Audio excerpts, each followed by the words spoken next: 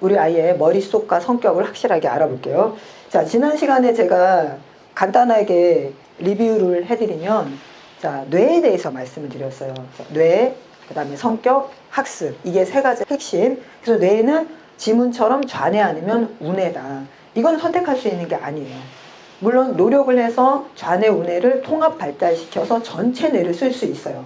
그렇지만 일반적이고 일상적인 일일 때는 좌뇌는 좌뇌를 먼저 써버려요. 우뇌는 우뇌를 먼저 써버리고. 하지만 고도의 사고를 요하는 어떤 학습, 문제 해결에 있을 때는 좌뇌, 우뇌가 골고루 쓰여야지 문제 해결을 할 수 있고 창의적으로 할 수 있어요. 그리고 한마디로 얘기해서 자기 공명 촬영, 뇌를 촬영했을 때 뇌가 어떻게 활성화되느냐에 따라서 5가지 유형으로 나눴었잖아요. 기억나세요? 예. 그래서 잠깐만 리뷰를 하고 갈게요. 이게 학교에서도요, 리뷰가 굉장히 중요해요. 자, 균형형. 자, 이거 아셔야 돼요. 균형형은 1년 365일 균형형 아니죠. 대체로 균형형이에요. 균형도 감정이 깨지거나 일이 있을 땐 살짝 바뀌어요. 하지만 빨리 뭐 한다? 자기 밸런스를 찾는다. 네, 즉흥형, 굉장히 뭐 한다 그래서 전환이 빠르다 그러죠. 그 다음에 집요형, 예, 정말 집요합니다. 이름 그대로예요. 그리고 예민하고 신중한형. 예민과 신중의 가장 큰 차이점은 예민형은 내면에서부터 자기를 좀 들들 볶아요. 신중형은 외부에 굉장히 관심이 많습니다. 관심이 많다라는 게 외부에 어떤 나한테 자극이 될 요소가 있는지를 잘 찾아내요. 그래서 예민과 신중이 언뜻 보면 그게 그거 아니야 라고 할 것 같은데 시선의 위치가 다릅니다. 그래서 역시 맞춰야 되고 이게 가장 중요하죠. 제가 제일 중요한 시기가 정확하게 얘기하면 4, 6, 7, 15예요. 4세에서 6세 사이에 우뇌가 완성이 된다 그랬죠. 그래서 학습은 무슨 학습을 시켜야 된다? 오감 학습. 예. 그리고 모국어가 완성이 돼야 돼요. 6세 모국어가 완성이 안 되면 외국어는 모국어의 60% 내지는 50%만 학습이 가능해요. 그래서 이제 고등학생 돼갖고 영어에 몰빵을 해도 왜 등급이 안 오르냐? 그건 오를 수가 없습니다. 그러면 그 친구는 국어를 못하고 있다는 뜻이에요. 국어 점수의 딱 반이라고 생각하시면 돼요. 그리고 7세에서 15세가 이제 가장 중요하죠. 좌뇌가 완성이 되고 9세에서 10세쯤에 자뇌가 완성이 되면 이제부터 뭐 한다? 자뇌와 우뇌를 통합한다. 그리고 제가 말씀드렸던 거, 어휘. 사람은 어휘로 생각한다. 그래서 생각은 문장으로 나와야 된다 그랬죠. 그래서 하나의 문장을 제대로 얘기하기 위해서는 어휘를 갖춰야 되는데 모국어 6세에 얼마나 어휘를 갖췄냐에 따라서 매년 아이가 받아들일 수 있는 어휘의 개수가 제한된다고 얘기를 했어요.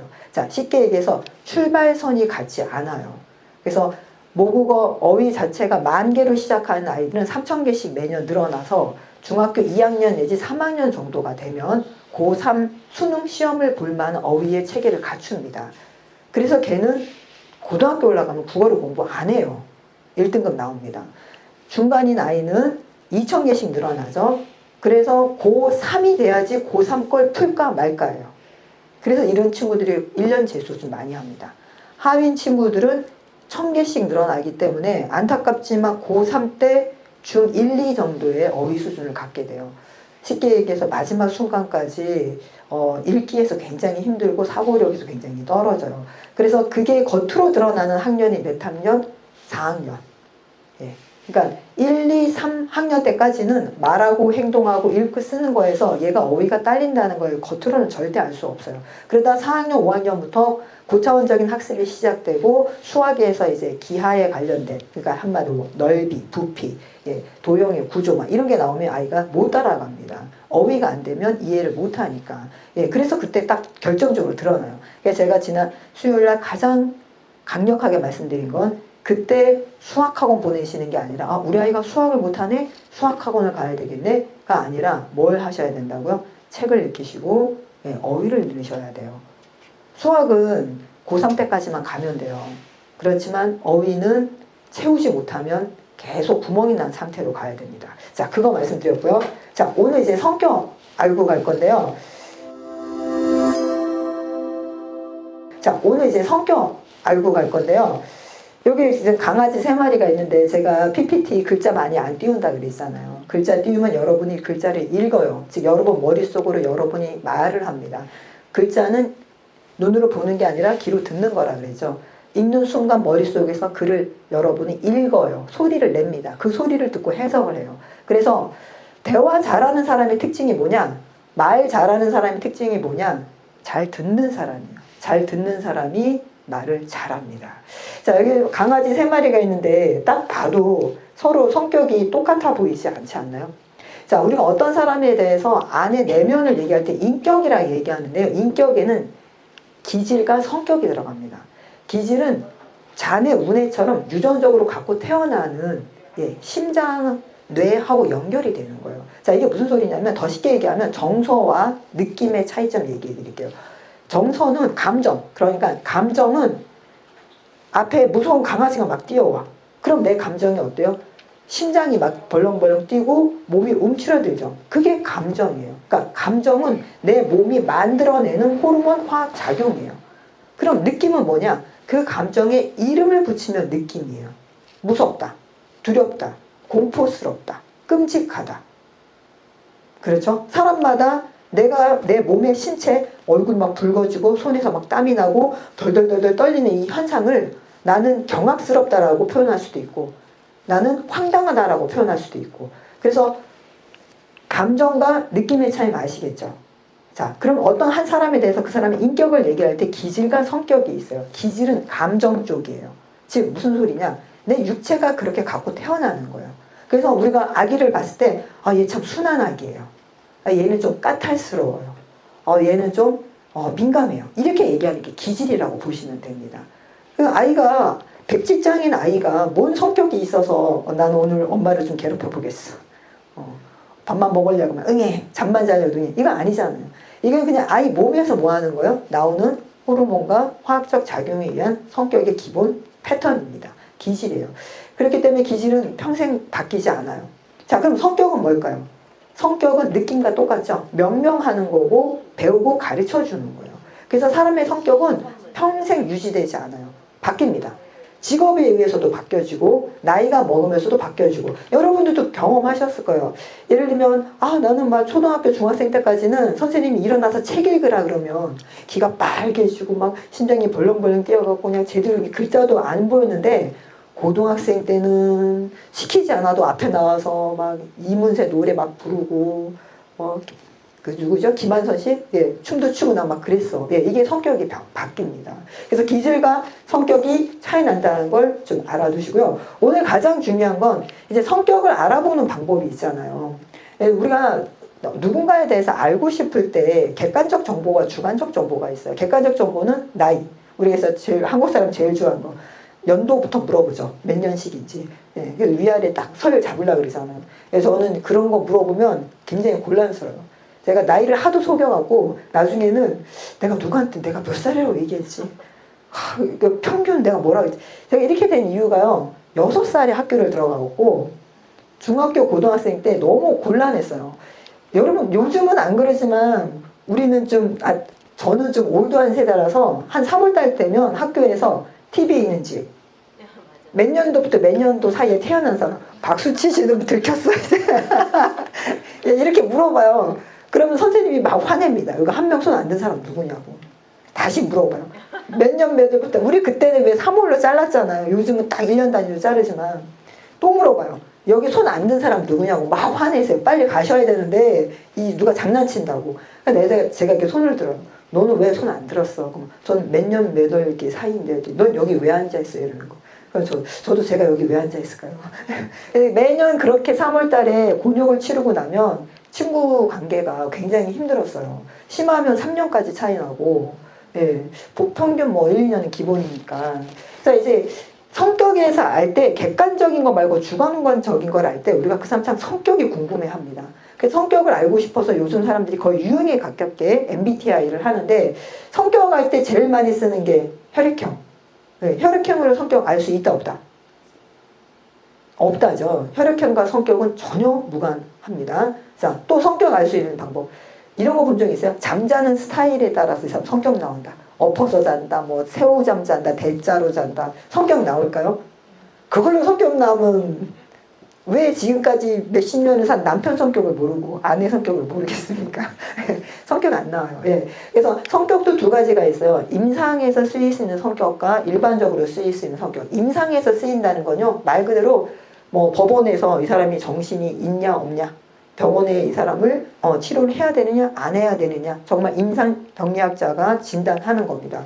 그거는 정말 법적으로 의료적으로 쓰일 수 있는 거고요. MBTI라든지 빅5 디스크는 임상적인 건 아니고요. 그냥 일반 자기 보고식 성격 검사입니다. 그래서 임상적인 검사와 일반 검사의 차이는 딱 두 가지예요. 임상 검사는요, 이 사람이 검사할 때 내가 나를 검사하잖아요. 자기가 이렇게 체크하면 되잖아요. 근데 사람들이 다 진실되게 체크할까요? 거짓되게 체크할까요? 사실은 대부분 거짓되게 체크합니다. 자, 예를 들면 이런 거하고 똑같아요.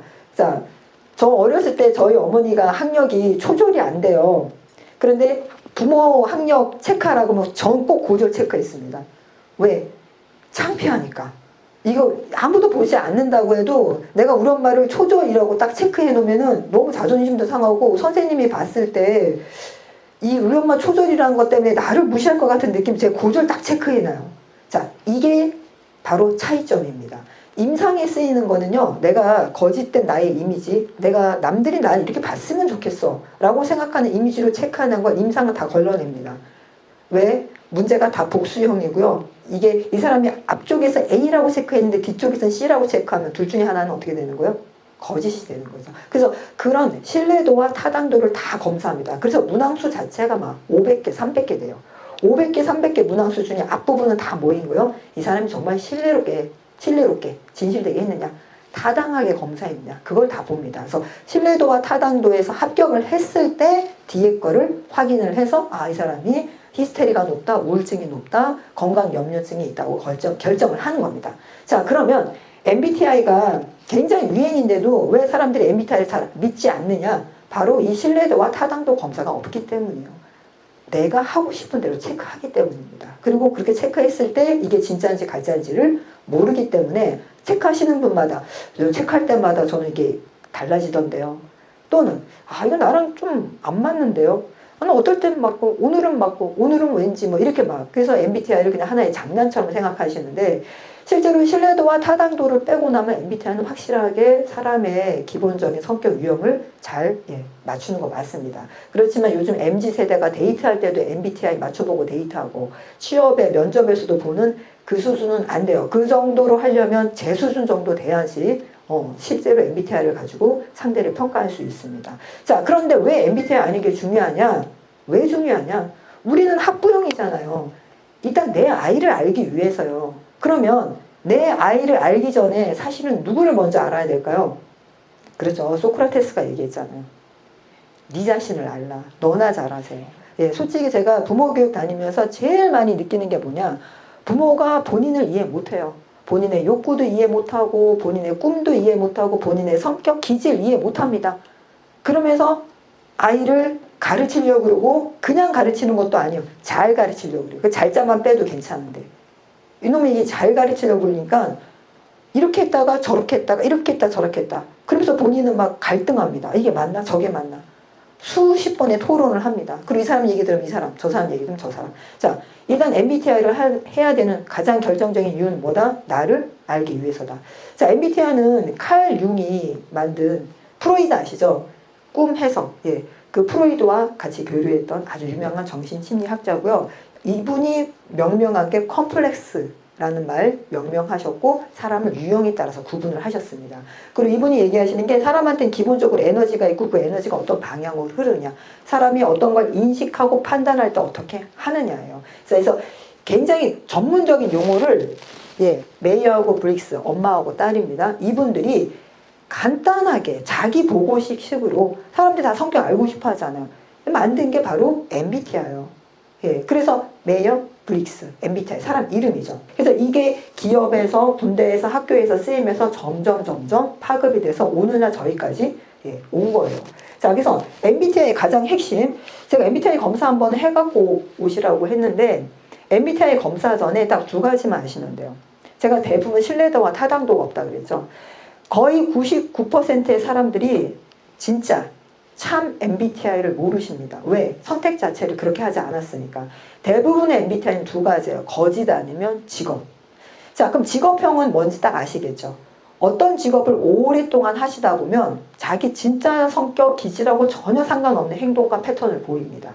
자, 두 번째, 거짓 MBTI는 뭐냐? 교육과 문화와 관습이에요. 자, 어렸을 때부터 너는 우리 집안의 장남이야.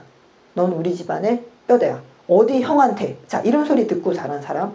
그 다음에 또 여자애가 왜? 여자는 이 정도는 해야지. 여자애가 그걸 해야 되는 거잖아. 첫째가 해야지. 둘째가 해야지. 또는 이 사회에서는 그래. 이런 식으로 내가 잘하고 싶은 건 동그라미인데 이 사회는 네모를 원하는 거예요. 그래서 나를 네모에다 막 뭐 해버린 거예요? 맞춰버린 거예요. 예. 그래서 진짜 MBTI는 행동을 보시면 안 되고요. 심리, 선호, 경향을 보셔야 돼요. 자, 가장 대표적인 게 뭐냐? 대한민국에서 가장 대단한 어머니는 왼손잡이를 오른손잡이로 바꿔놓으신 어머니예요. 자, 아이가 왼손으로 글을 쓰고 싶어 하는 거야. 이거는 뭐 하는 거예요? 자, 이게 선택입니까? 그냥 올라오는 거예요. 그냥 올라오는 거예요. 뜨거운 컵 만지면 당연히 뭐예요? 아, 뜨거운 거잖아요. 얘는 왼손으로 쓰고 싶은데 어머니가 대한민국 사람은 오른손잡이야. 너 왼손으로 수저질 해봐. 군대 가서 맞아. 네. 군대를 제가 안 가봐서 실지는 모르겠지만 어떤 어머니가 그러시더라고요. 그래서 아이를 억지로 오른손잡이로 바꿔놔요. 그럼 얘가 행동은 뭘로 하죠? 오른손잡이로 합니다. 그렇지만 얘가 마음속 깊은 곳에서 편한 건 뭐예요? 왼손이에요. 자, 그래서 MBTI를 선택하실 때는 무조건 뭘 선택한다? 내가 어떻게 행동하지? 남들이 나를 어떻게 평가하지? 그거 보지 마세요. 남들은 나의 뭘 보고 평가하죠? 행동을 보고 평가하니까. 뭘 보셔야 돼요? 내가 진짜 편한 거. 나 진짜 정말 난 이럴 때가 정말 편해. 내 마음이 글로 끌려. 그거를 보셔야 돼요. 자, 아시겠죠? 자, 그래서 참, 직업, 거짓 MBTI 중에 제일 바꾸기 힘든 게 거짓 MBTI예요. 왜 거짓 MBTI가 힘드냐? 어머님들이 만들어 가셨기 때문이에요. 어머님들이 얘가 뱃속에 있을 때부터 정말 자기 성격 기질을 다 발휘도 하기 전에 어머니들이 꽉꽉 만들어 놓은 이 거짓 MBTI는 평생 영향을 미칩니다. 그래서 어머니들이 MBTI 꼭 아셔야 돼요. 자, 첫 번째 아셨죠? 자, 두 번째 아셔야 될 게 뭐냐? MBTI에서 가장 핵심은 요거예요, 요거. 자, E하고 I는 에너지의 방향성이에요. 그래서 E는 외향, I는 내향. 이거 착각하시는데, 그럼 외향 성격, 밝은 성격, 내향, 음침한 성격. 아니에요. 그걸 뜻하는 게 아니에요. 에너지의 방향이에요. 자, 아주 구체적인 예를 들면, 내가 사람들 만나서 수다 떨면서 차 마시고, 야, 그 드라마 봤어? 그 주인공 너무 안 됐더라. 야, 그래도 남자가 잘생겼잖아. 막 이렇게 수다 떨고 집에 오면 기분이 굉장히 좋아. 기운이 막 나. 자, 그러면서 막 뭐예요? 오늘 저녁엔 내가 뭐 하지? 막 기분이 나요. 그러면 에너지의 방향이 외부 세계로 향하고 있는 거예요. 외부랑 교류하고, 외부랑 정보를 주고받고, 외부랑 커넥션을 하고, 지지를 받았을 때 에너지가 막 올라가는 겁니다. 자, I 유형. 앉아서 얘기해요. 그래? 나도 그 드라마, 야, 잘생긴 거 뭐하니? 인성이 좋아야지. 걔는 싸가지가 없어. 막 이렇게 얘기를 하고, 막 즐겁게 얘기를 하고 있어요. 집에 오면 기운이 쭉 빠지면서, 좀 누워야겠어. 소파에 누워요. 아이가 왔어요. 엄마가 오늘 너무 피곤하다. 짜장면. 네, 아이입니다. 왜 그럴까요? 외부로 주의를 자꾸 주면은 내가 에너지가 외부한테 뺏겨버리는 거예요. 그러니까 같이 커피 마시고 얘기할 때는 성격 밝죠. 뭐 시무룩하게 있는다든지 무슨 말을 시켜도 대답도 안 한다든지. 아니에요. 다 해요. 단지 내 에너지가, 그죠? 외부랑 커넥트하면 에너지 게이지가 막 올라가고, 외부랑 커넥트하면 에너지 게이지가 뭐 하는 거야? 뺏기는 거예요. 더 쉽게 얘기하면 요양원이나 노인정 가시면 느낌 와요. 요양원, 노인정 가시면 우리 기 빨린다 그러잖아요. 그거 생각하시면 돼요. 그래서 내가 기를 외부에서 받아들이는 스타일이면 외향, 기를 내 안에서 응축해야 되는 스타일이면 I예요. 성격하고 상관이 없습니다. 방향성이에요. 자, 그러면 이제 감이 잡혀요. 내가 I인지 E인지. 자, E가 뭐예요? 외부랑 커넥트가 됐을 때 에너지가 생기는 겁니다. 그러면 I는 뭐예요? 내가 기운이 쭉 빠졌을 때, 배터리가 방전됐을 때 조용히 혼자 있어야지 배터리가 올라오는 사람이에요. 이건 성격하고 상관이 없어요. 그러니까 내 말은 뭐 밝은 성격, 침울한 성격, 그거 상관없어요. 자, 그래서 내가 편한 거, 잘 생각해보세요. 내가 막 지쳤어. 지쳤을 때 외향인 사람은 누구한테 전화해서 나 너무 피곤하고 힘들고 그랬어? 그랬어. 뭐 이렇게 해요. 그러면 E일까요? I일까요? E죠. I인 사람 그냥 조용히 음악 듣거나 그냥 눈 감고 있습니다. 예, 저는 I예요. 저는 I형 타입이어서 말을 많이 할 것 같으죠. 실제로 강의할 때 말고는 입도 뻥끗 안 합니다. 예, 입도 뻥끗 안 하고 그리고 I인 성격은요. 화가 났을 때도 알 수 있어요. E인 성격은 화가 나면 상대한테 화를 조곤조곤 얘기를 한다든지 소리를 친다든지 뭔가 그 상대하고 외부하고 그 화를 해결을 하려고 합니다. I인 성격은 머릿속으로만 계속 그 상황을 반복합니다. 내가 그 얘기를 했어야 되는데 맞다. 다음 만나면 내가 꼭 그 얘기 해야지. 그래. 나 왜 그 순간에 그 얘기가 안 떠오르지? 그 얘기 했어야 돼. 이러고 있습니다. I는. 자, 결정이 났죠. 자, 두 번째. 요거는, 죄송합니다. 자, 요게 뭐냐면 인식이에요. 인식. 인식이 뭘까요? 자, 이제 이건 학습에서 굉장히 중요한데요. 인지와 인식은 달라요. 인지는, 커피가 있네? 이건 인지예요. 인식은 뭐예요? 내가 가지고 있는 커피에 대한 지식, 내가 먹어봤던 경험, 내가 커피와 관련된 나의 어떤 사건, 이런 것들이 쭉 연결되면서, 이게 커피가, 에티오피아 커피가 좋대. 자기 에티오피아 커피 먹어봐. 이건 인식이에요. 자, 그러면 이제 이거 S하고 N을 한번 해볼게요. 인식을 S는 감각으로 합니다. 오감으로 해요. N은 뭘로 해요? 머릿속으로 합니다. 어휘로 해요. 자, 꽃 타면 빨간 꽃, 향기로운 꽃, 꽃의 가시 아파. S겠죠. 꽃 타면 내가 너의 이름을 불러주기 전에 너는 다만 하나의 몸짓에 지나지 않았다. 내가 그의 이름을 불러주었을 때 너는 내게로 와서 꽃이 되었다. 김춘수. 이게 떠오르면 N입니다. 자, 어때요? 결정 나죠? 이제 아시겠죠? 그러니까 MBTI 검사하시려고 컴퓨터로 그 글자 안 읽어도 돼요. 이 뜻만 정확하게 아는데. 인식. 자, 세 번째 T하고 F. 판단입니다. 판단. 인식을 했으면 이제 결정을 하셔야 될 거 아니야. 판단하셔야 될 거 아니에요. 자, T는 뭘로 판단한다? 생각으로 판단을 해요. F는 뭘로 판단한다? 판단, feeling, 감정. 옷 사러 갔어요. 어머, 사모님. 딱이다, 딱이야. 이거 오늘 사모님한테 팔리려고 얘가 여기 딱 걸려 있었네. 그래요? 어울려요? 너무 어울려요. 자, 그럼 주세요. T일까요? F일까요? F겠죠. 그죠? 자, T는 어때요? 소재가 뭐예요? 가격은 뭡니까? T는 아예 처음부터 너무 어울려요. 딱 그러면 딱 말을 막 씁니다. 그리고 아예 처음부터 목적이 있어요. 무슨 목적? 나는 이런 스타일의 이 옷 사가지고 갈 거야. 예. 예를 들면 저는 T인데 옷장에 보면 비슷한 옷이 쫙 걸려 있습니다. 그 옷이 그 옷이에요. 왜? 갈아입는 것도 귀찮아서 그러니까 아침에 이제 옷장문 열고 오늘은 뭐 입을까? 이거 자체도 귀찮아요. 그래서 그냥 T는 이래요. 자, 우리 아이들도 그래요. 아이가 울고 있어. T인 아이는 이거부터 시작합니다. 왜 울어? 무슨 일이야? 언제? 누가 왜 그랬어? 자, F인 아이는 어때요? 왜 그래? 이거부터 나와요. 그래서 주로 이제 아내분들은 F니까 막 주차장에서 주차 때문에 감정이 막 상해 있으면 심장이 벌렁벌렁 뛰잖아요. 이제 정서가 막 불안하고 올라오잖아요. 화가 막 나잖아요. 남편이 당신이 잘못했네. 주차 라인을 정확하게 지켜야지. 그럼 그날 이제 한 일주일 동안 저녁밥은 없는 거죠. 예. 자, 판단. 오케이. 이해 가시죠? 그죠? 에너지. 사물을 봤을 때, 결정할 때.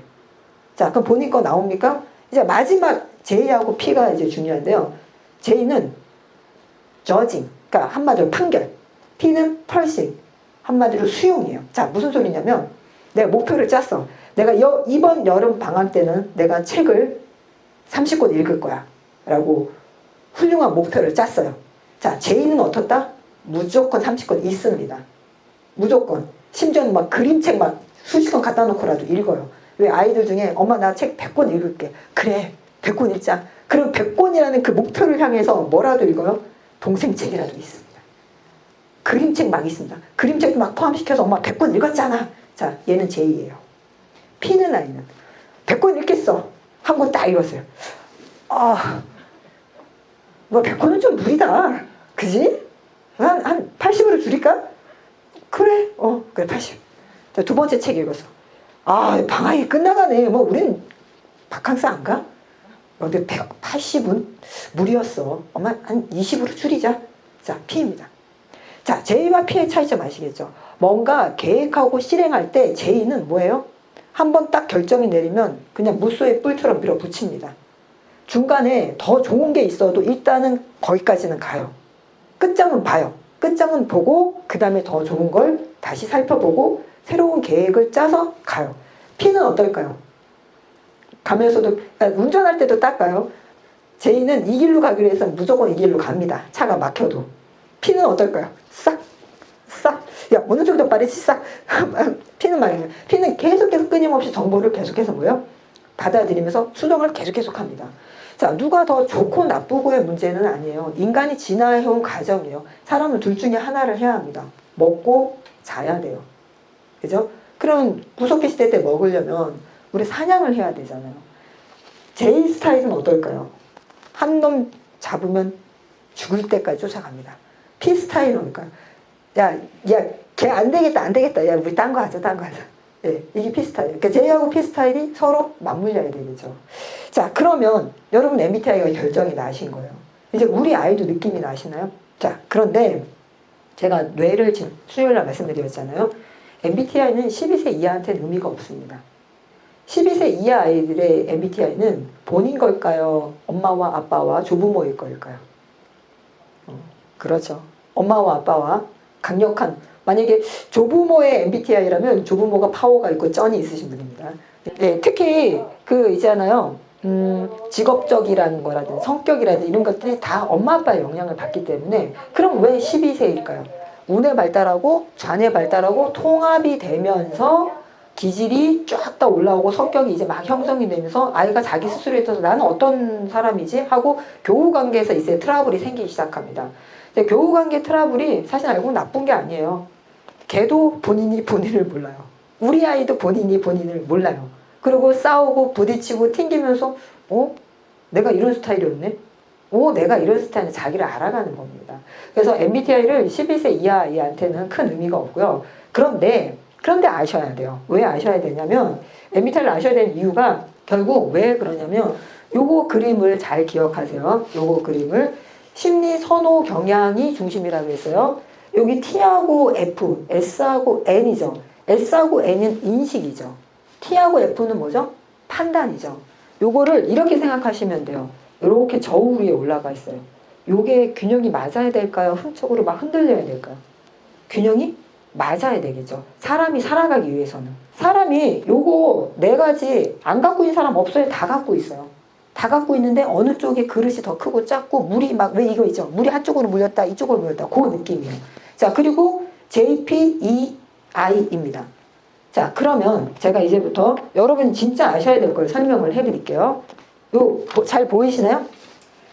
자, 이제 화면 보지 마시고 이거를 한번 봐주세요.